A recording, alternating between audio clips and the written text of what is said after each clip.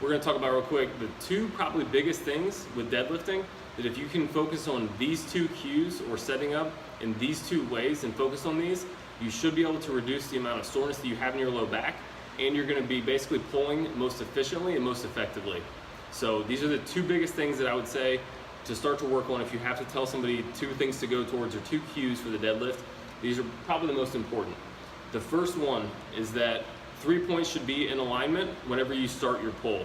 So the middle of the foot, so not the middle of the foot that you can see when you look down, but the true middle of the foot, which is typically going to be right where your shoelaces are. The middle of the foot, the middle of the bar, and the middle of your scapula or shoulder blade all need to be in alignment. So with that, you can start out however you want. For example, I may start here, but eventually, when you first get ready to pull, here you can see my shoulder blades are way too far in front. Here, they're way too far in back. So if I think of middle of my foot there, middle of the bar, and middle of my shoulder blades, when you pull, everything is then in line, and you can go straight up from there. So if you're back, let's say that you're real far forward, when you pull now, the first thing you're gonna do is then you're gonna sink your shoulder blades back. So eventually, whenever you pull, your body will find a way to put those three things, bar, middle of the foot, middle of the shoulder blade, they will be in alignment. So since they will get there at some point, you may as well just start, and when you pull immediately from the floor, you're already starting in that position.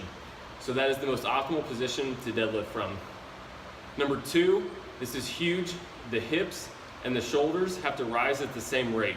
So everybody, based off different limb lengths, just how your body is, torso length, things like that, everybody's gonna be set up a little bit differently as far as how high their butt is, where their shoulders are in relation to their hips.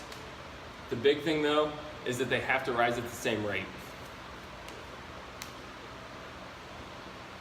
So you have two ways you can mess this up. The hips rise first, which is commonly what you see. So if they come up, the hips rise, and then the back comes up, or the shoulders come up. That is what will create a ton of soreness in your low back, because you're taking your hips out of the movement, and now you're requiring your low back to pull up. The second way is actually it turns into more of a squat. So the shoulders will rise up before the hips. And that looks like this. Shoulders come back, and then you stand up.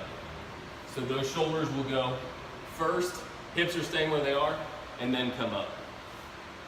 That is where you get a ton of scraping out of the knees.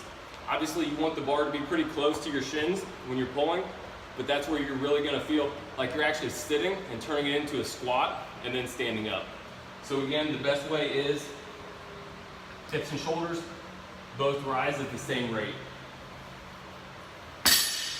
Not squat first or lift back first and not hips up, but both rise at the same rate. Those two things are probably the biggest to help reduce low back soreness.